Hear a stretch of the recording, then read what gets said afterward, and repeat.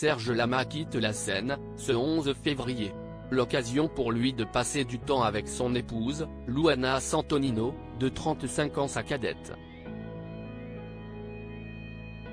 Les deux amoureux se sont rencontrés en 2002 et elle a été son assistante pendant de longues années avant qu'ils ne révèlent leur amour au grand jour.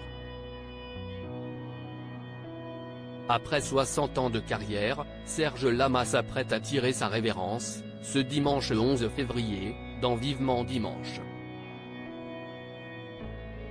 Afin de ne pas terminer sa vie d'artiste à faire des concerts assis et diminués, l'interprète de Je suis malade préfère faire ses adieux au public alors qu'il est encore plutôt en forme, à 81 ans tout juste.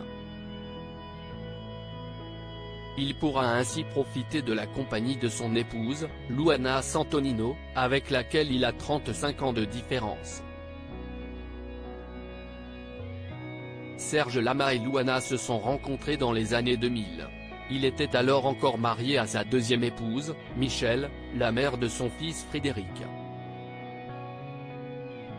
Luana Santonino devient alors l'assistante du chanteur et petit à petit s'accompagne, dans le secret. Ce n'est qu'à la mort de Michel, en 2016, que les deux amoureux s'autorisent à dévoiler au grand jour leur inclination.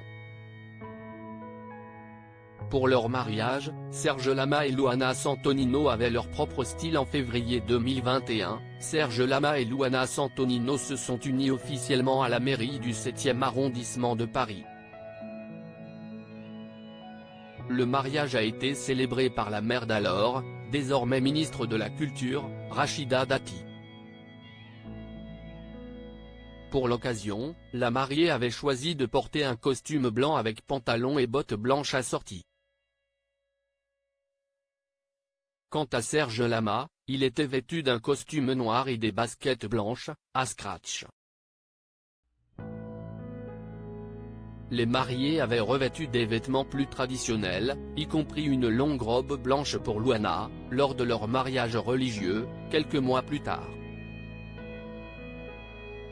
Vincent Niclot avait alors chanté l'Avenue Maria pendant la cérémonie.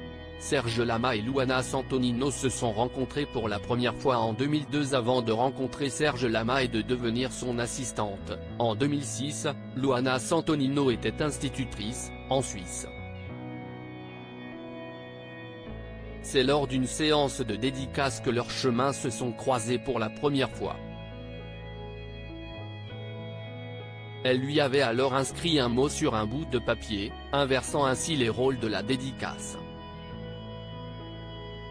À la fin d'un concert du chanteur, 6 mois plus tard, ils s'étaient retrouvés et avaient échangé leurs numéros. C'était en 2002. 20 ans plus tard, Serge Lama a dédié à son épouse quelques titres sur ce qui sera, il l'a assuré, son dernier album intitulé Aimer. Article écrit en collaboration avec 6 médias.